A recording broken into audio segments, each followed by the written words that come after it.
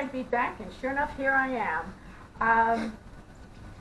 Today we're going to look at first the test tile that we made during our last session. If you look closely at it, and if you'll notice, we're outdoors now.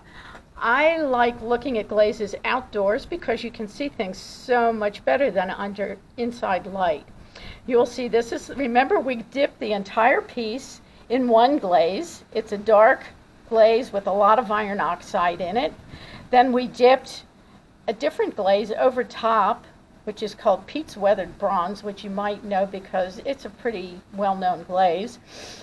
Then we left one strip in here unglazed, and this one has clear over it. If you recall, the first thing we did was dip it in glaze, the red glaze. Then I took a damp sponge and a scrubby and wiped the surface. Then I dipped the one end in the Pete's Weathered Bronze. I left an empty strip, and then I put this in clear glaze. I want you to see, first off, the clear always makes a difference. I don't care if it says clear or whatever it says. It's going to have an effect on the underglaze, whatever we've put on. I actually really like the results of that. This is where it was just the first glaze wiped, and you'll see we get a sheen on it. It's not glossy, but it is a sheen. And over here you can see we get some of the glossy glaze showing through, and if I maybe applied less of this, I would have gotten more of this. But you know, you take what you get. If we turn it over, you can see a lot of interesting things going on. This little strip here is the first glaze totally by itself. This glaze, the larger end we did, was the first glaze covered with the Pete's Weathered Bronze. You can see that our first glaze, which I hate to admit has 18% iron oxide in it. I don't care that it has 18% iron oxide in it. I kind of mind that I know that. As a result, you get a lot of metallic sheen from anything that's got a really high iron content. This is the two glazes together without any wiping, without anything. The first dip and the second dip give you this reaction. I'm not sure we can tell anything else from this, but you can see how much information we can get out of a very small piece that took us no time to make. I've brought in some other pieces. Some of them I had to search for in our studio kiln room, because apparently if I did this, and I'm sure I've done every mistake possible, I've tossed them. Anyway, I will show some common mistakes that people need to know about. This is one really usual one. Not bad. This is an underglaze with resists on it. And by the feel of it, it was paper that was on because it rises higher. The big deal here was the underglaze and then a bone covering on it. It's a matte. It was supposed to be clear, but I never could get it to be clear, but it's a nice glaze. And if you look carefully here, you can see where my thumb held the bowl when I dipped it, like so.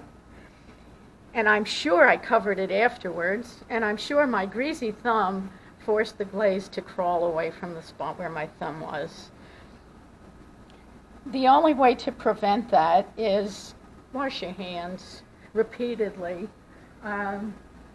Some glazes will do it more than others. This is one that actually does crawl more. You can see it on this, where it has crawled here. It started in an area that had underglaze in it.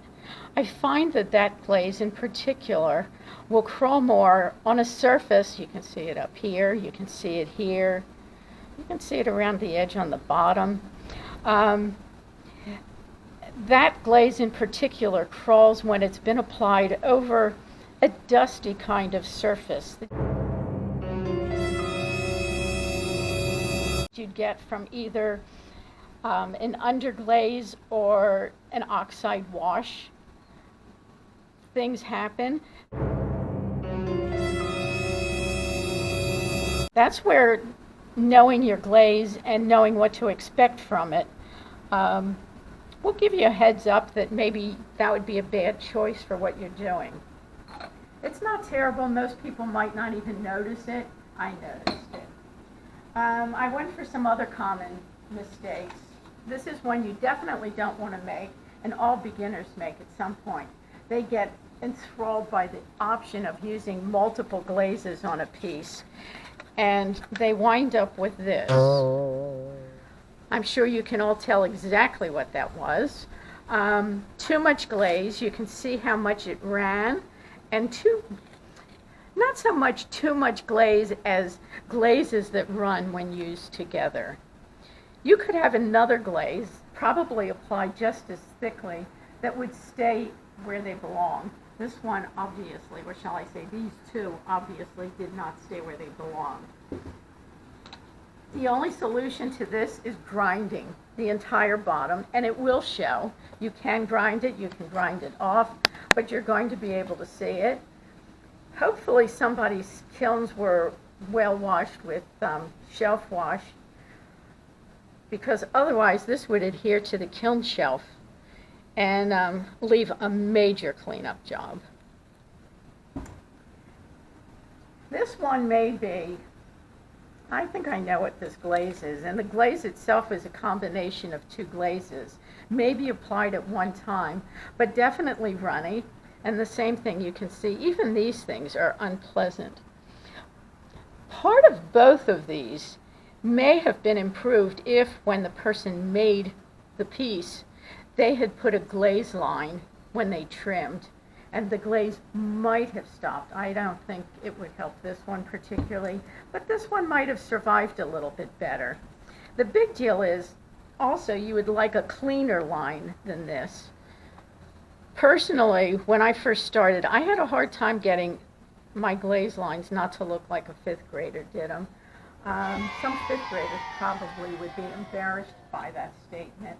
This one you can see I've gotten better, other than the thumb mark. And this is one of the big things I wanted to show you. When you use a new glaze, this is the only time I used this glaze, and it was at somebody else's studio. I obviously don't know how to use it well. It's what we call a cobblestone glaze. I think I needed some more experimentation before I tried to do it. It's kind of interesting, has a really nice lumpy, bumpy surface. You can see where I dipped. You can see where it thinned out and crawled. It may have been because it was on an underglaze.